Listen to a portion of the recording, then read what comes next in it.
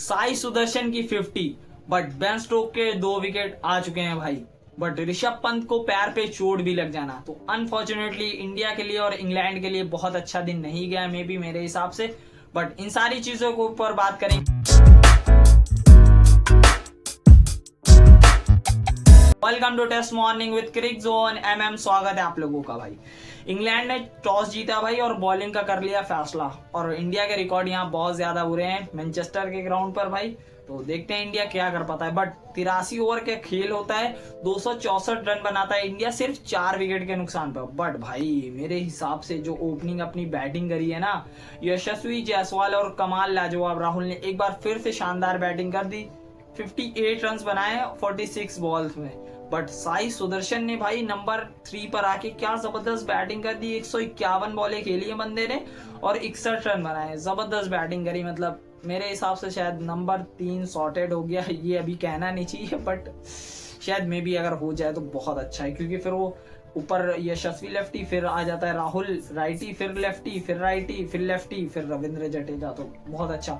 But Shubman Gill unfortunately फिर out हो जाता है भाई। मतलब एक बंदा बॉल छोड़ रहा है और वो शायद अगर बैट ले जाता तो वो आउट ना होता। अनफॉर्चुनेटली सॉफ्ट डिसमिसल्स ये भी कह सकते। बट ऋषभ पंत भाई, मेन बात है ऋषभ पंत की। ऋषभ पंत को एक बॉल लग जाती है पैर पर, बिल्कुल मतलब उसका पैर सूज जाता है भाई, ब्लीडिंग भी होती है और वो बंदा मतलब ग्राउंड से अपने ड्रेसिंग रूम तक जा नहीं पाता है। तो उसके लिए एक गाड़ी आती है, वो उसको बैठाल के ले जाती है भाई। तो बहुत ज्यादा क्रिटिकल मतलब पैर का मामला है ऋषभ पंत के, क्योंकि भाई उस बंदे को कीपर भी करना है। चलो कीपर की एक बार फिर नहीं टेंशन है अपने को, ध्रुव जुरैल से करा लेंगे। बट बैटिंग भाई ऋषभ पंत जैसी कहाँ रिप्लेसमेंट देगा कोई बैटिंग में, तो बहुत ज्यादा मुश्किल है। अगर ऋषभ पंत इस मैच में बैटिंग करता है तो भाई इंडिया के इस मैच के चांसेस बहुत ज्यादा बढ़ जाएंगे। अगर अनफॉर्चुनेटली कहीं ऋषभ पंत अवेलेबल नहीं हो पाया पहली इनिंग्स में या फिर दूसरी इनिंग्स में भी, तो इंडिया के चांसेस मेरे हिसाब से मे बी 30-70 हो जाएंगे जीतने हारने के। तो बहुत ज्यादा मुश्किल है, अगर ऋषभ पंत आ जाता है तो बहुत बढ़िया। बट रविंद्र जडेजा और शार्दुल ठाकुर भाई, रविंद्र जडेजा को 1 नंबर ऊपर अब बैटिंग करने को मिली और शार्दुल ठाकुर को शायद मेरे हिसाब से 2 नंबर, क्योंकि भाई दोनों ने मतलब देखा जाए क्या चल रहा है। 37 बॉलें रविंद्र जडेजा ने खेली, 19 रन बनाए। 36 बॉलें खेली शार्दुल ठाकुर ने, 19 रन बनाए। मतलब शार्दुल ठाकुर का स्ट्राइक रेट बेटर है। पता हम लोग टेस्ट क्रिकेट में स्ट्राइक रेट की बात पता नहीं कहाँ से आ जाती है। बट भाई इंडिया के लिए आज बहुत अच्छा हुआ। क्या इंग्लैंड के बॉलर्स ने भी क्या शानदार बॉलिंग करी है। अगर देखा जाए तो क्रिस वोक्स ने करे 17 ओवर 4 मेडन 43 रन दिए, 1 ही विकेट लिया, बट ठीक है। जोफ्रा आर्चर ने 16 ओवर करे 2 मेडन किए 44 रन दिए, ये भी ठीक ही है। बट ब्रैडन कास ने 16 ओवर करे 60 रन दिए, ठीक है ये भी। बट अगर देखा जाए बेन स्टोक भाई की फैक्टर, मतलब अगर इंग्लैंड की टीम से बेन स्टोक को हटा दो भाई तो इंग्लैंड की टीम आधी हो जाती है, आधी से भी कम कह सकते हैं, क्योंकि भाई वो बंदा वहां पर बॉल लेता है या फिर बैट लेता है जहां पर उसकी टीम को उसकी सबसे ज्यादा जरूरत होती है, चाहे कैप्टनसी में हो या फिर बैटिंग में हो या फिर बॉलिंग में हो, किसी चीज में भी हो। ये बंदा लीडिंग ऑफ द फ्रंट अपनी टीम को लीड करता है और आज भी उस तरीके से बॉलिंग करी है। 14 ओवर करें 2 मेडन करें 47 ही रन दिए और 2 विकेट भी लिए, शानदार। और मेन विकेट लिए हैं शुभमन गिल और साई सुदर्शन को आउट किया इस बंदे ने। तो बेन स्टोक गैंगस्टर भाई, गैंगस्टर वाली परफॉर्मेंस करता है हर मैच में अपनी टीम के लिए, और भाई इसीलिए ये इंग्लैंड टीम का कैप्टन है, क्योंकि इसके बगैर इंग्लैंड टीम आधी हो जाती है। बट आज मतलब लियम डिविंसन का डेब्यू नहीं कह सकते, लियम डिविंसन का भी कमबैक था। शायद उस मैच में खेला था जहां पे करुण नायर ने 300 मारे थे, और आज मैच खेला, ये तकरीबन 8 साल के बाद कमबैक किया। और आज भाई 15 ओवर करे इस बंदे ने, 45 रन दिए, 1 विकेट भी लिया। बट जो रूट ने भी 5 ओवर करे 19 रन दिए।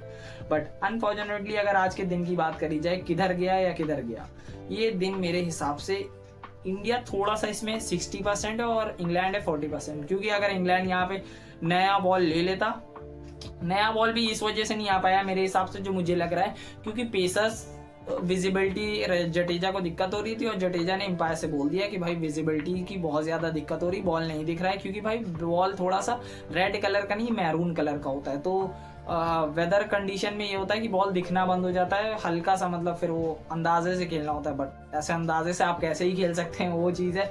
तो शायद वहाँ पे बेन स्टोक ने ये मूव चला कि अपने स्पिनर से ओवर कराए, मतलब ज़्यादा पेस भी नहीं है तो आप सी भी कर सकते हैं बॉल को और उसके बाद आप खेल भी सकते हैं। और अनफॉर्चुनेटली कहीं स्पिनर एक आधा विकेट ले लेते तो बहुत अच्छा हो जाता, बट नहीं हो पाया। बट इंडिया के लिए यहाँ पे एक चीज़ की सबसे अच्छी चीज़ हुई है, क्योंकि वो ये है कि अगर शायद जोफ्रा या फिर क्रिस वोक्स एक ही की दो ओवर कर पाते, 3 ओवर होते लमसम न्यू बॉल से, बट भाई वहाँ पे हाई चांसेस रहते हैं कि शार्दुल ठाकुर आउट हो जाए। शार्दुल आउट होता तो उसके बाद वॉशी बैटिंग करने आता, अनफॉर्चुनेटली कोई अच्छा बॉल वॉशी को भी आउट कर देता तो इंडिया यहाँ पे 2 विकेट डाउन होता, तब इंग्लैंड लीड कर रहा होता इस मैच को। बट अभी इंडिया के पास वो मतलब है, इंडिया के पास है अभी कि अपनी बैटिंग को कल अच्छे से करे और शायद इंग्लैंड को 150 ओवर तक फील्डिंग कराए मेरे हिसाब से।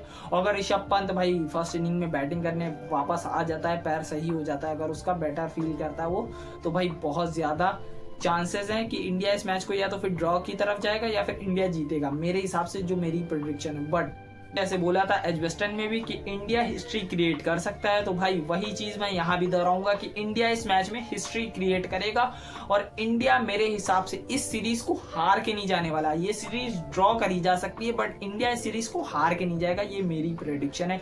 बट इस मैच में हिस्ट्री क्रिएट करेगा इंडिया एक बार फिर से मैनचेस्टर के ग्राउंड पर, जैसे अपने एजबेस्टन पे कर चुके हैं वैसे ही यहाँ भी करेंगे। तो फिर मिलते हैं आपसे नेक्स्ट वीडियो में। भाई डे 1 के लिए बस इतना ही था, तो लाइक शेयर एंड सब्सक्राइब जरूर करते जाइएगा। डे 2 में क्या करता है इंडिया बैटिंग से, या फिर बॉलिंग में इंग्लैंड क्या करता है, या फिर इंडिया की जब बॉलिंग आती है तो फिर इंडिया क्या डेंजरस बॉलिंग करता है, क्योंकि भाई इंडिया के पास तो अब डेब्यूटेंट अंशुल कंबोज भी है जिसको इंग्लैंड के बैटर्स ने खेला ही नहीं है। तो क्या ज़बरदस्त बॉलिंग करेगा इंडिया, या फिर बैटिंग में भी इंडिया 450 रन बना सकता है। कमेंट्स करिए और बताइए, और जाते जाते लाइक शेयर एंड सब्सक्राइब ज़रूर करते जाइएगा, और भाई मेरा इंस्टाग्राम अकाउंट भी फॉलो कर लीजिएगा।